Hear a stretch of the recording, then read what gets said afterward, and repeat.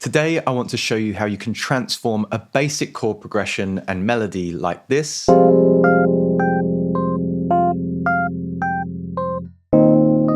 into a liminal ambient landscape like this.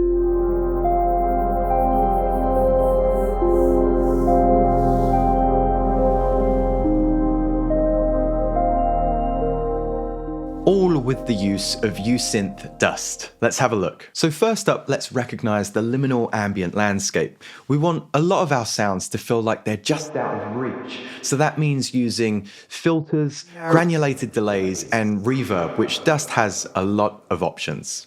Let's start off with a preset for your chords, such as Mellotron. It's fantastic. It's a little too bright to start off with, so let's easily adjust that by making our sound a little bit darker, increasing how it fades in just a little.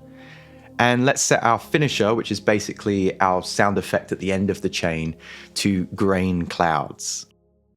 This can be an effect that we automate later on in the track to give our song movement, which is going to be super important for ambient music. Moving on, we have this pretty basic melody here, arpeggiating the first 4 bars and rising for the next 4 bars that follow.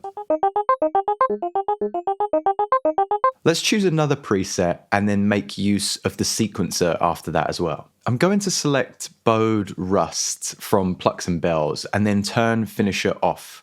For the most part, we want this sound to be quite dull, still a dark sound, but generally quite dry. We'll adjust that dark bright setting and then turn off our reverb and bring down each of the effects here. By the way, these are going to be different from preset to preset, so make sure you dive into the complete selection because it's vast. Now I want to mix in that sequencer in a really subtle way. I think you're going to dig this little technique here. We're going to duplicate this melodic track and with it, turn on our sequencer. The preset perk complex is great. 16th notes and latch on and then set to key. We can adjust our parameters that affect this preset down here underneath from pattern length to swing, and I want to increase my note length and make sure that it hops up an octave as well.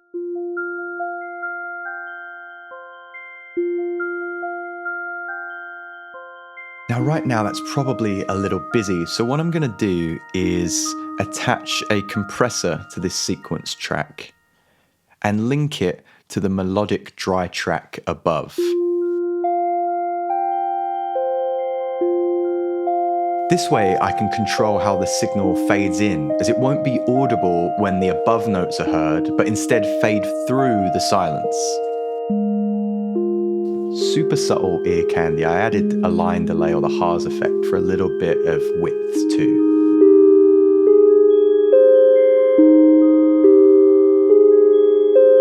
Speaking of fading through the silence, let's create a nice bubbly texture as well. To do this, let's grab piano from space in keys and chords and copy and paste our chord progression on this track.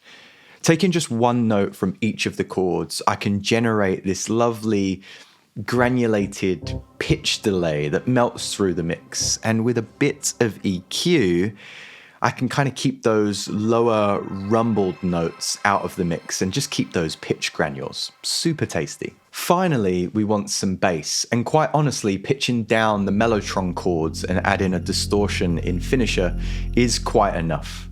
But let's see what other basses have to offer here.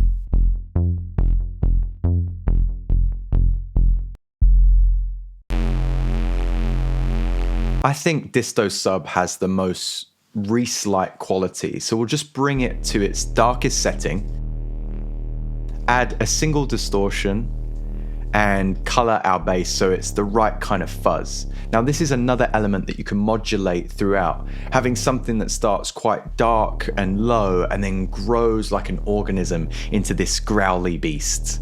Now, if you want to add some ice into that cake, and I'm sure all you pro producers do, you can simply take a distorted texture. I found this nice one inside vocals, and really crank up that lo-fi quality until it's barely audible. And just at the point that you ask yourself, what's so ambient about this? You turn the volume down, high pass it, and using an auto pan in Ableton or a tremolo effect, you can automate some lovely downlifters and risers as well.